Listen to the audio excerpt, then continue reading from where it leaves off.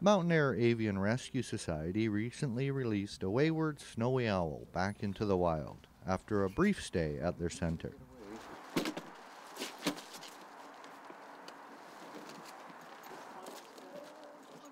He came from the Huban Road area, so we got a call from public.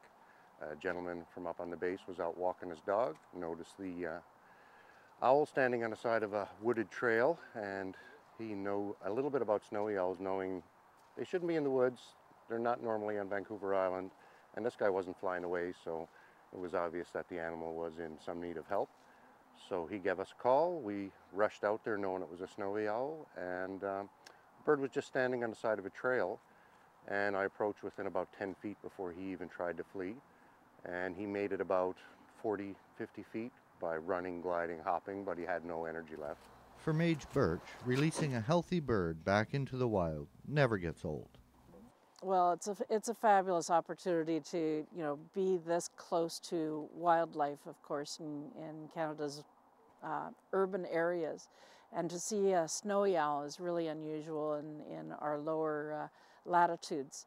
So this was a very special event to have the snowy owl that we could actually see it recover and gain weight and gain its strength. And it wasn't at all a friendly bird. They looked soft and fuzzy, but anytime that he saw us, he was very nervous and very wary about being around us. Flew very well in our pen, and it's just very exciting to be able to have that opportunity to let them go back to the wild.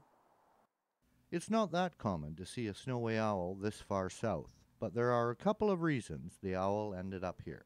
There's usually two reasons why snowy owls will show up in our area, and we call them eruptions when they come. So we have a snowy eruption for one reason would be the lemming, which is their main food source up in the Arctic. The lemming population would be at its low part of its cycle, and during that low cycle, of course, the owls, if that's what you eat and there's no food, so they migrate in search of food. And the second reason for the eruption is at the high point of the lemming cycle, and that means that they made lots of baby snowy owls, and they have to go find their own territories, and then once again they show up in this area. If that owl wasn't noticed by a person, more than likely he would have died within a day or two. He had no reserves left to keep himself warm through the night. Well, I'm just going to lay him down and let him fly.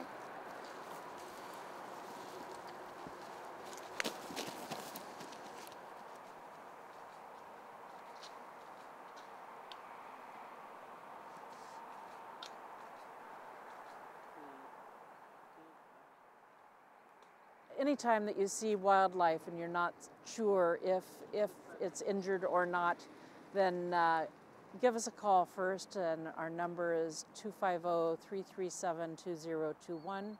We also have an emergency pager if it's definitely injured and it's a large bird. We will come and rescue. We ask people to bring us the small birds. After they've talked to us, we'll explain to them how to care for them. Put them in a box, keep them warm, dark, and quiet, and do not feed them, and call us.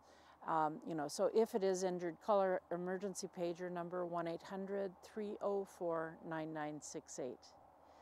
And you can also visit our website to find out more about our society, to find out about our sponsorship packages, other events that we're doing, www.wingtips.org. And then visit our Facebook page too, because that's a lot of our current activities. In the Comox Valley, for The Daily, I'm Gordon Darby.